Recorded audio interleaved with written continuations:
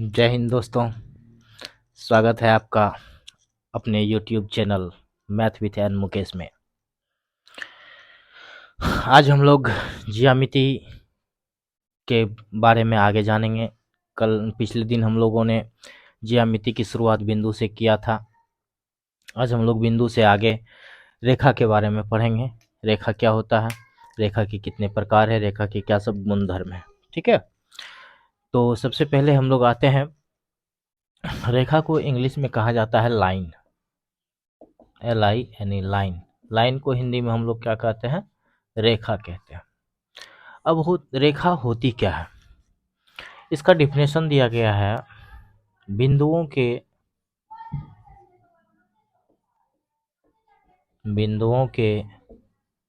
गमन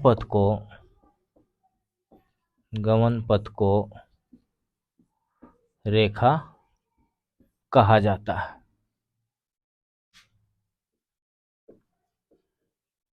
रेखा कहा जाता है। अब इसको हम लोग समझते हैं कि क्या होता है बिंदुओं का गमन पथ। कल हम लोगों ने देखा कि ये जो मार्कर है, मार्कर का नीब जो है, इसका सबसे अगला पॉइंट जो है, उसको हम अगर किसी समतल पर रखते हैं तो वो क्या बनाती है, एक चिन्ह बनाती है जिसका नाम क्या है, बिंदु है। और इसी बिंदु को अगर हम लगातार लगातार लगातार सटा सटा के रखते चले जाएं तो हमें इस तरह की एक आकृति मिलेगी जिसे हम लोग क्या कहते हैं, लाइन कहते हैं।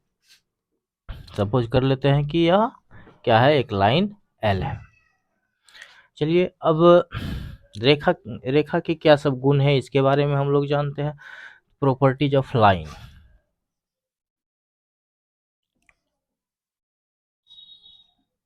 प्रॉपर्टीज ऑफ लाइन, लाइन के क्या सब गुण है।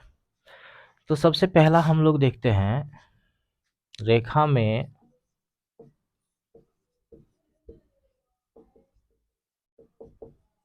लंबाई तो होती है,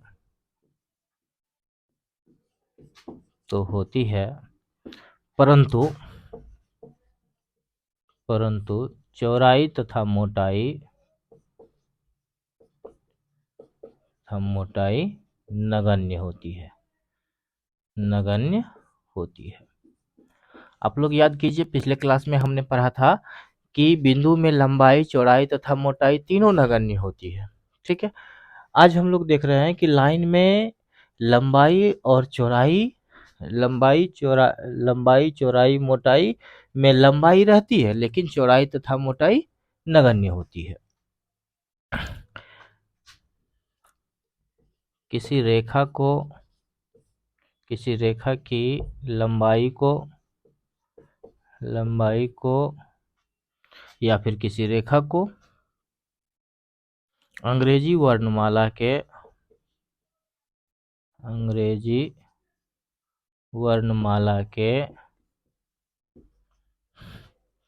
या किसी रेखा को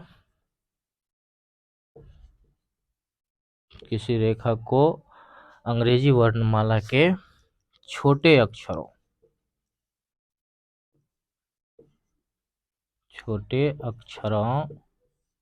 द्वारा दर्शाया जाता है। ठीक है, हम लोग यहाँ देख रहे हैं कि यह लाइन है। इस लाइन का नाम हमने क्या रखा, L रखा। L छोटा लेटर है, ठीक है, अंग्रेजी वर्णमाला का। रेखा का एक गुण और क्या है, आप यहाँ गौर कीजिए कि यहाँ और यहाँ तीर लगा हुआ है। तीर का मतलब होता है कि यह लगातार बढ़ता चला जाएगा, मतलब इधर भी बढ़ेगा इधर भी बढ़ेगा, जिधर जिधर तीर लगा हुआ है उधर उधर वो बढ़ेगा। मतलब रेखा अपनी दोनों तरफ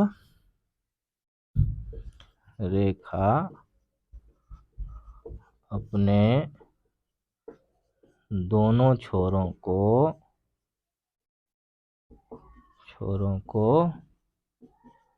अनंत तक ले जा सकती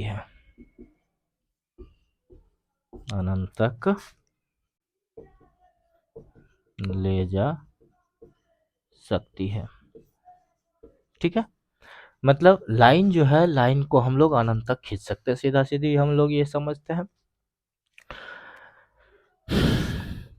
और समांतर रेखा के बारे में हम लोग तो कल पढ़े थे, सॉरी, समांतर के बारे में पढ़े थे। आज हम लोग देखते हैं समांतर। ये रेखा में क्या होता है कि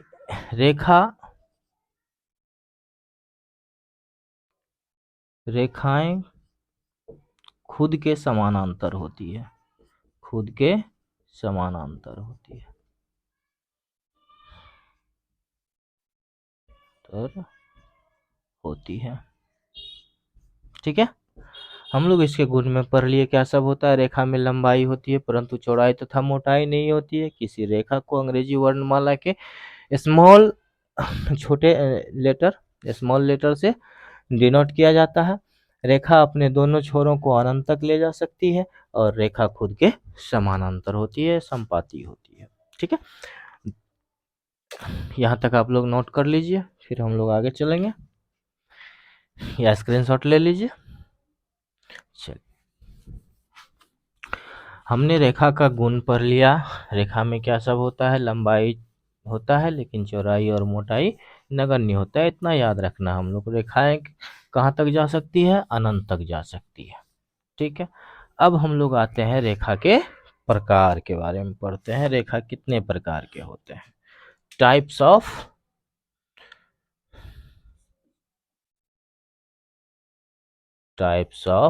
लाइन, टाइप्स ऑफ लाइन, रेखा के प्रकार। ठीक है, सबसे पहला हम लोग लेते हैं सरल रेखा। सरल रेखा, इसको इंग्लिश में हम लोग कहते हैं straight line, TRAIGST, straight line.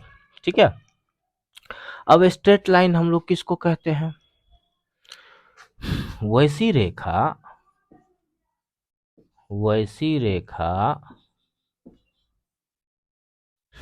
जो किन्हीं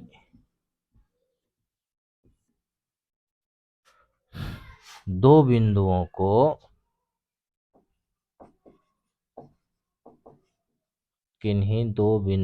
को सबसे कम लंबाई से जोड़ती है,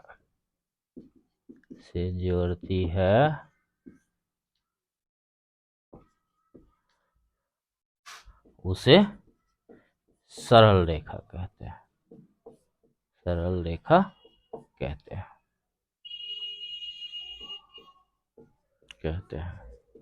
आप लोगों ने बचपन से पढ़ा होगा कि सीधी रेखा को सरल रेखा कहते हैं।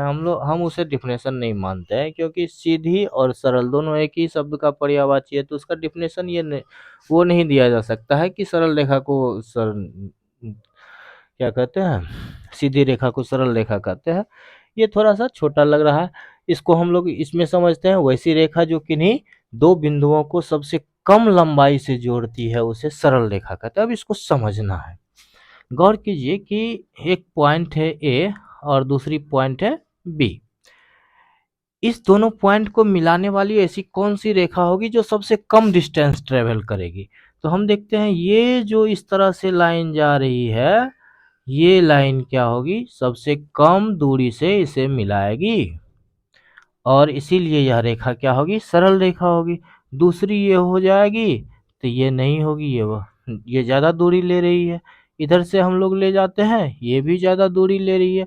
खाली ये हम देख रहे हैं कि ये जो एक रेखा है ए बी, जिसका नाम हम रख लेते हैं एल, तो ए बी को वह सबसे कम दूरी पर मिला रही है, इसीलिए इसको हम लोग क्या कहेंगे, लाइन एल को सरल रेखा कहेंगे।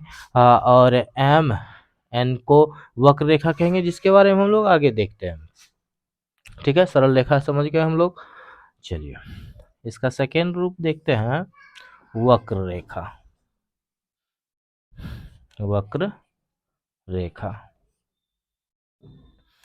Curve line, curve line. सरल रेखा को छोड़कर सभी रेखाएं वक्र रेखाएं होती है। सरल रेखाओं को छोड़कर सभी रेखाएं वक्र रेखा होती है।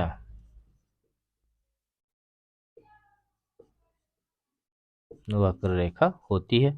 इसी एग्जाम्पल में हम लोग देख सकते हैं कि ये जो सरल रेखा है इसको छोड़कर जो भी है सब वक्र रेखा है। सपोज कीजिए कि यह लाइन एल है और इस पर 2 पॉइंट है ए और बी, तो ये सरल रेखा है। और इसके बाद ए से जो इससे जितने भी रेखाएं हम गुजार दें ये सब क्या कहलाएगी? वक्र रेखा कहलाएगी। ये हो गया M1 M2 M3, ठीक है। ये सारी क्या है? वक्र रेखाएं हैं। ठीक, हम लोग समझ गए। जो सबसे कम दूरी से किसी दो बिंदुओं को मिलाएगी तो वो सरल रेखा होगी, और जो उससे ज़्यादा दूरी लेगी वो वक्र रेखा हो गई। चलिए हम आप इसको नोट कर लीजिए या फिर स्क्रीनशॉट ले लीजिए, फिर हम लोग आगे चलते हैं।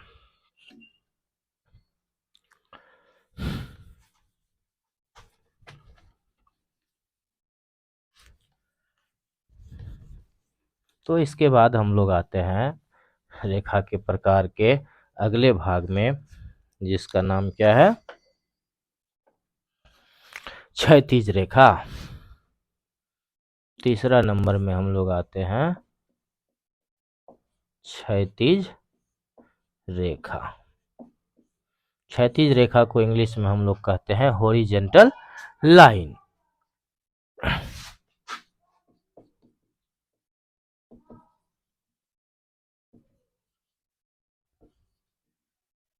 Horizontal line.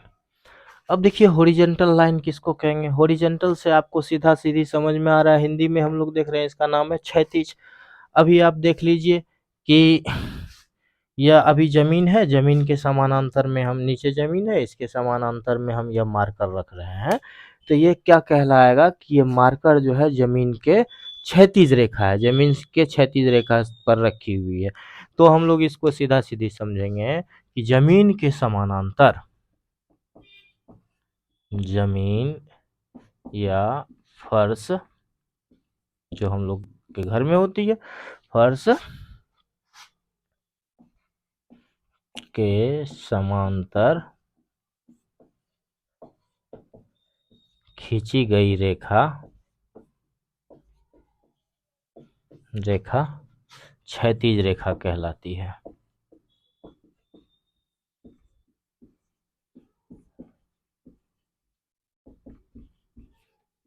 रेखा कहलाती है।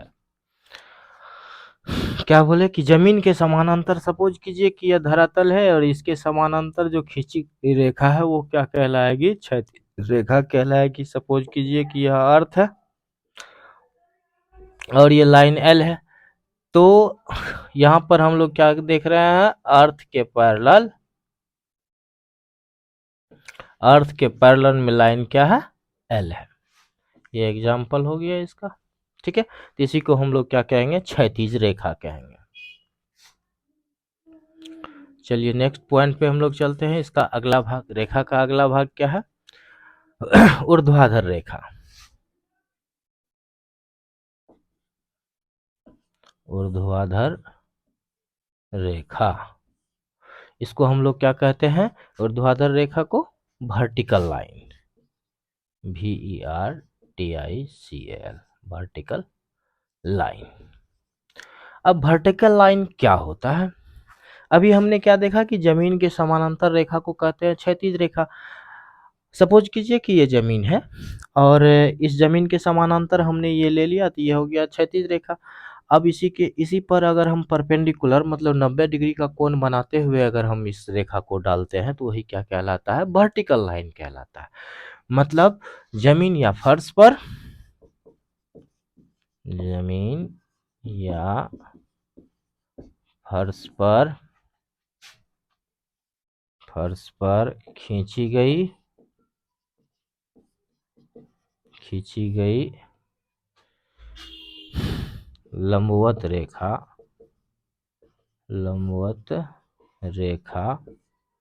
को ऊर्ध्वाधर रेखा कहते हैं। ऊर्ध्वाधर रेखा कहते हैं। ठीक है, तो अब हम लोग आते हैं, इसका एग्जाम्पल लेते हैं एक। सपोज कीजिए कि ये अर्थ है, ये अर्थ का धरातल है। सपोज कीजिए अर्थ तो ऐसा ही है ना, तो हम लोग जहाँ रहते हैं वहाँ हमको प्लेन नजर आता है, क्योंकि ये बहुत ज्यादा लंबाई में कर्व है ना, इसलिए हमको सब प्लेन नजर आता है। और इस प्लेन पर अगर हम यहाँ से परपेंडिकुलर लाइन एक ड्रॉ कर देते हैं एल, तो यह जो है, यह 90 डिग्री का अगर एंगल बनाता है जमीन के साथ में, तो यह क्या कहलाता है? ऊर्ध्वाधर कहलाता है, ऊर्ध्वाधर रेखा कहलाता है।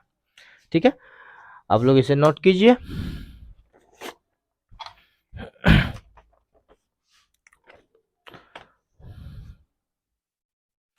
चलिए, नोट कर लिए। अब देखते हैं आगे।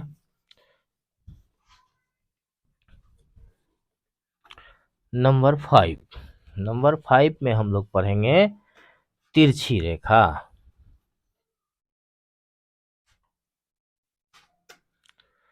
जो नंबर 5 में हम लोग पढ़ेंगे तिरछी रेखा,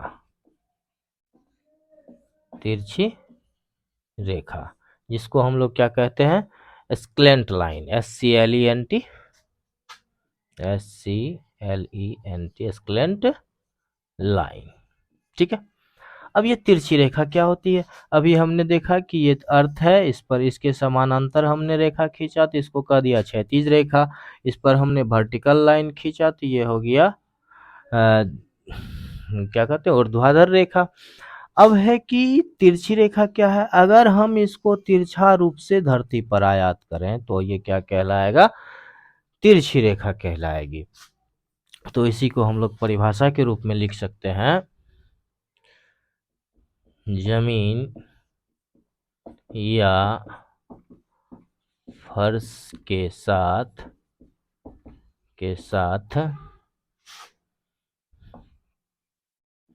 न्यून कोण या अधिक कोण बनाने वाली लाइन, बनाने वाली रेखा क्या कहलाती है? तिरछी रेखा कहलाती है।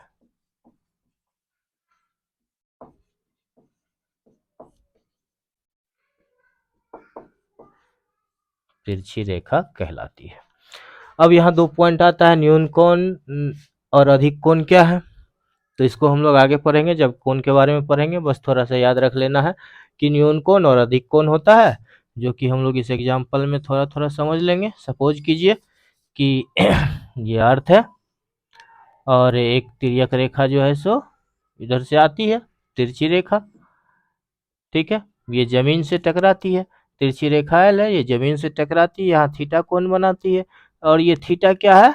एक्यूट एंगल है, मतलब न्यून कोण है। और ये इधर से अगर कोण बनाती है तो अधिक कोण बनाती है बीटा। ठीक है, अधिक कोण।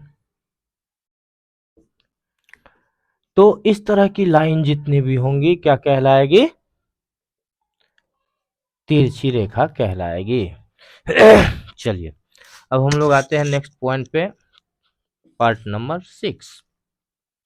छठा नंबर में हम लोग पढ़ते हैं, इतना देर से जो सुन रहे थे, समानांतर रेखा। समांतर, कहीं कहीं आप देखेंगे कि समांतर लिखा होता है, कहीं कहीं समानांतर लिखा होता है, तो इसमें कंफ्यूज नहीं होना है, दोनों एक ही चीज है। समांतर रेखा, इसको हम लोग कहते हैं parallel line, parallel line, parallel line. अब देखिए पैरेलल लाइन होता क्या है कि तभी से तो हम लोग देख रहे थे, जितने भी डिफिनेशन हमने पढ़ा उसमें देखा कि अर्थ से उसका कनेक्शन हम लोग जोड़ रहे थे लाइन का। ये तो अर्थ से हम लोग देख लिए, तिरछी रेखा, क्षैतिज रेखा, लंब रेखा, उसके बाद तिरछी रेखा, ये सारा देख लिए। अब हम लोग देख रहे हैं समानांतर रेखा, वो अर्थ के साथ कंपैरिजन हो रहा था, अब रेखा के साथ रेखा कंपैरिजन होगा। तो समानांतर रेखा किसको कहेंगे? जिन दो रेखाओं के बीच, जिन दो रेखाओं के बीच की दूरी हमेशा समान रहती है, हमेशा समान रहती है, उसे समांतर रेखा कहा जाता है। समांतर रेखा कहा जाता है। ठीक है, समांतर रेखा हम लोग देख लिए कि एग्जाम्पल में हम लोग इसका ले लेते हैं। एग्जाम्पल में देखते हैं कि जैसे हम लोग देखते हैं रेल की पटरी, रेल की पटरी देखते हैं कि हमेशा समान दूरी पर रहता है। सपोज कीजिए ये किताब है और इस किताब का दोनों किनारा जो है ये क्या कहलाएगा, समांतर किनारा कहलाएगा। ये दोनों किनारा समानांतर होगा। तो मतलब इसके बीच की दूरी जब हमेशा समान रहती है, दो रेखाओं के बीच की दूरी, तो हम लोग उसे क्या कहते हैं, समानांतर रेखा कहते हैं। ठीक है, सपोज कीजिए कि एल और एम जो है दो समानांतर रेखा है, जिसके बीच की दूरी हमेशा समान रहती है। ठीक है, बीच की दूरी हमेशा क्या रहती है, समान रहती है। तो इसे हम लोग क्या कहते हैं, समानांतर रेखा कहते हैं। अब हम लोग आते हैं, इसके कुछ गुण हैं, थोड़ा सा यहाँ पे हम लोग जान लेते हैं और आगे पढ़ेंगे। यहाँ थोड़ा सा जान लेते हैं समांतर रेखा के क्या सब गुण होते हैं। इसके बीच की दूरी हमेशा समान रहती है, ये तो हम लोग जान ही गए। और दूसरा पॉइंट हम जानते हैं,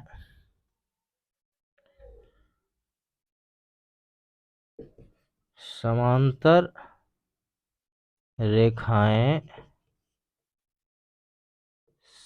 सरल रेखाएं तथा वक्र रेखाएं दोनों हो सकती है, दोनों हो सकती है। इसमें हम लोग क्या समझे कि देखिए अभी हम दिखाया आपको कि ये लाइन है, ये समानांतर है, इसके बीच की दूरी समान है, तो ये समानांतर हो गया।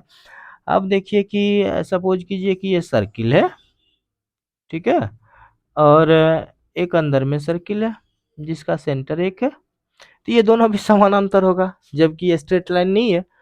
तो समांतर रेखाएं स्ट्रेट लाइन भी हो सकती है, कर्व लाइन भी हो सकती है, मतलब सरल रेखा और वक्र रेखा दोनों में से कोई भी हो सकती है।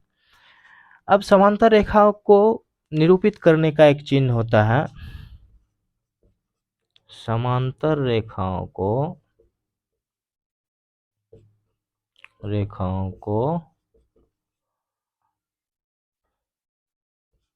यह है इसका चिन्ह के द्वारा निरूपित किया जाता है, निरूपित किया जाता है। सपोज कीजिए कि यहाँ जो ऊपर हम लोग देख रहे हैं दो लाइन यहाँ लिए हैं, एल और एम, ठीक है, एल और एम। इसको हम लोग अगर गणितीय भाषा में लिखें तो इसको हम लोग क्या लिखेंगे, L parallel to M. L और एम समानांतर रेखा है, इसको हम इस तरह से पढ़ेंगे। ठीक है, तो चलिए आप इसको नोट कर लीजिए या फिर जो है सो स्क्रीनशॉट ले लीजिए। अब हम लोग इसके अगले पार्ट पर आएंगे। हम लोग 6 पार्ट अभी तक देख लिए हैं, 6 भाग। अब हम लोग आते हैं तिर्यक छेदी रेखा।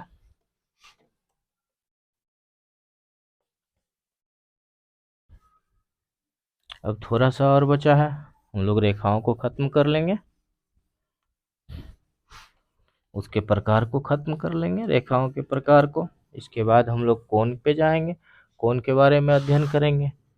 इस तरह से बेसिक कंप्लीट करने के बाद हम लोग क्लास 9th ज्योमेट्री से स्टार्ट करेंगे, जो कि 12th तक जाएगा पहले। चलिए नेक्स्ट हम लोग कहाँ तक थे, 6 नंबर 7वां पार्ट था ना। हाँ, संगामी रेखाएं क्या होती है, लंब रेखा सबसे पहले हम लोग आते हैं। लंब रेखा, इसको हम लोग इंग्लिश में कहते हैं perpendicular line. Perpendicular line, perpendicular line किसको कहेंगे, जिन दो रेखाओं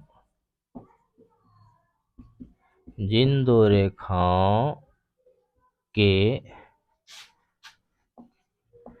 बीच के कोण का माप, बीच के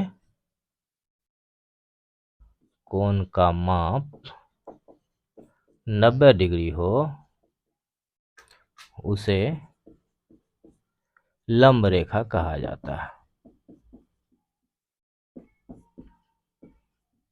लंब रेखा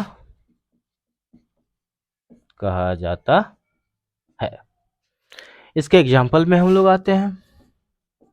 एग्जाम्पल में हम लोग देख लेते हैं। सपोज कीजिए कि यह लाइन एल है और यह लाइन एम है, ठीक है। और इस दोनों के बीच का कोण क्या बन रहा है, 90 डिग्री बन रहा है। तो हम लोग क्या कहेंगे, L is perpendicular to M, या फिर M is perpendicular to L. इस तरह से हम लोग इसको डिनोट करेंगे। चलिए नेक्स्ट पॉइंट पे आते हैं हम लोग। इसका पार्ट अगला, संगामी रेखाएं। संगामी रेखाएं क्या होती है? संगामी रेखाएं, ठीक है। संगामी रेखाओं को इंग्लिश में हम लोग कहते हैं कंकरेंट लाइन।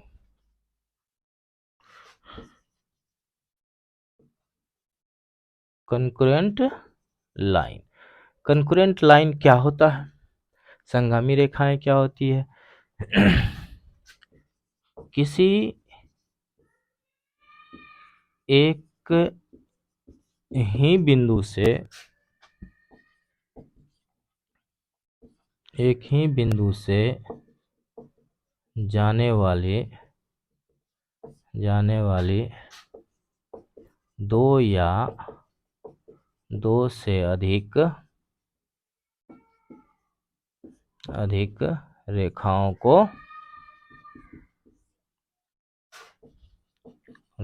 को संगामी रेखा कहा जाता है।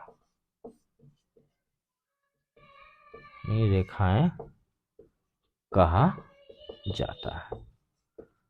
चलिए इसके एग्जाम्पल में हम लोग आते हैं। सपोज कीजिए कि एक पॉइंट है ओ, जिससे होकर एक रेखा जा रही है एल, दूसरी रेखा जा रही है एम, तीसरी रेखा जा रही है एन, ठीक है।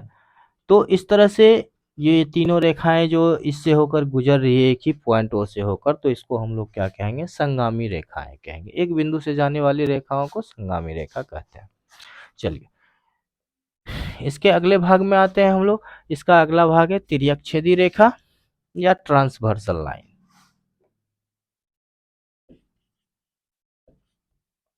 तिर्यकछेदी रेखा या transversal line, TRANSVERSAL, transversal line. जब दो रेखाओं को कोई तीसरी रेखा काटती है, तीसरी रेखा काटती है, तो उसे तिर्यकछेदी रेखा कहा जाता है। तिर्यकछेदी रेखा कहा जाता है, ठीक है। अब हम लोग देखते हैं तिर्यकछेदी रेखा क्या होती है। सपोज कीजिए कि ये लाइन है एल, दूसरा लाइन है एम, एल और एम है, और इसको एक रेखा इस तरह से काट रही है एन, तो ये क्या हो जाएगा, एन क्या हो जाएगा, ट्रांसवर्सल लाइन हो जाएगा। तो ये रेखाएं समानांतर भी हो सकती है। अगर एल और एन एम समानांतर है, एन जो है सो उसको ट्रांसवर्सल लाइन काट सकती है। मतलब ये जरूरी नहीं है कि तिर्यकछेदी रेखाएं सिर्फ समांतर रेखाओं को काटेगी, ये किसी भी दो रेखाओं को काटेगी तो वो तिर्यकछेदी रेखाएं कहलाएगी। तो हम लोग इसके 9 पार्ट देख लिए। अब तो छोटा छोटा पॉइंट रह गया, इसको हम लोग खत्म कर लेते हैं, फिर आज का क्लास खत्म करेंगे। अभी तक हम लोग रेखा के गुण, रेखा के प्रकार पढ़ चुके हैं, जिसमें कि 9 भाग अभी तक पढ़ चुके हैं। 9 प्रकार के रेखाओं के बारे में हम लोगों ने अभी तक अध्ययन किया। अब हम लोग रेखा के ही कुछ भाग और कहे जा सकते हैं उसे, उसके बारे में पढ़ लेते हैं। पॉइंट नंबर 10, किरण क्या होता है? किरण, इंग्लिश में इसको कहते हैं रे। थोड़ा देर पहले का याद कीजिए, हम लोगों ने पढ़ा था कि रेखा के दोनों तरफ तीर लगा होता है, मतलब रेखा दोनों तरफ बढ़ सकती है, ठीक। उसका कोई भी पॉइंट निश्चित नहीं होती है। लेकिन रे में क्या होता है कि इसका एक छोर निश्चित हो जाता है। जिस रेखा का एक छोर निश्चित तथा दूसरा छोर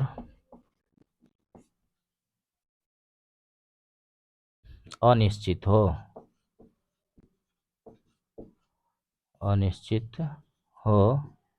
किरण कहलाता है।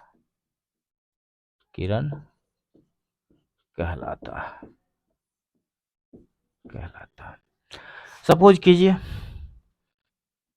कि एक पॉइंट है P, यहां से एक रेखा इधर निकल रही है।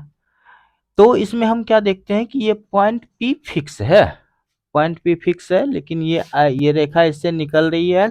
ये यहाँ तक कहीं तक आगे जा सकता है, लेकिन ये पीछे नहीं बढ़ सकता। पीछे बढ़ता तो ये रेखा होती, लेकिन पीछे नहीं बढ़ पा रहा है, इसीलिए ये क्या है? किरण है। चलिए अगला आते हैं रेखाखंड। रेखाखंड, लाइन सेगमेंट।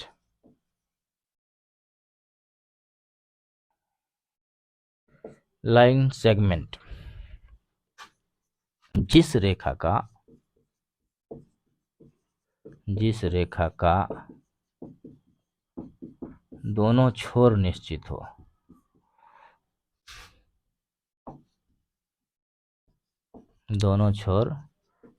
हो, उसे रेखाखंड कहा जाता है। रेखाखंड कहा जाता है, ठीक है। जैसे हम लोग लेते हैं, अभी हमने क्या देखा कि रे में एक छोर बंद था। अब रेखाखंड में क्या होगी? सपोज कीजिए कि यह लाइन एल है और इस पे हम दो पॉइंट ले लेते हैं ए और बी, तो ये ए बी क्या कहलाएगी? रेखाखंड कहलाएगी, ठीक है। ये इससे ज्यादा आगे बढ़ नहीं सकता। इस पे दो पॉइंट हम जो ले लिए हैं, ये मान के चलिए इतना लंबा है, तो ये लंबाई इसकी फिक्स हो गई, तो ये क्या हो गई? रेखाखंड ए बी हो गई। इसको हम लोग क्या पढ़ेंगे? रेखाखंड ए बी पढ़ेंगे। आज हम लोग रेखा के बारे में पढ़ चुके हैं। अब अगले क्लास में हम लोग पढ़ेंगे। आज हम लोग इतना ही रखते हैं। तो आप लोग इस पे कमेंट कर सकते हैं, जो आप लोग जहां आप लोगों को समझने में दिक्कत हो, आप आराम से क्वेश्चन कर सकते हैं मेरे चैनल पे। अगर मुझे समय मिला तो मैं ज़रूर इसका कुछ ना कुछ हल निकाल के देने का प्रयास करूँगा। Thank you friends, bye bye.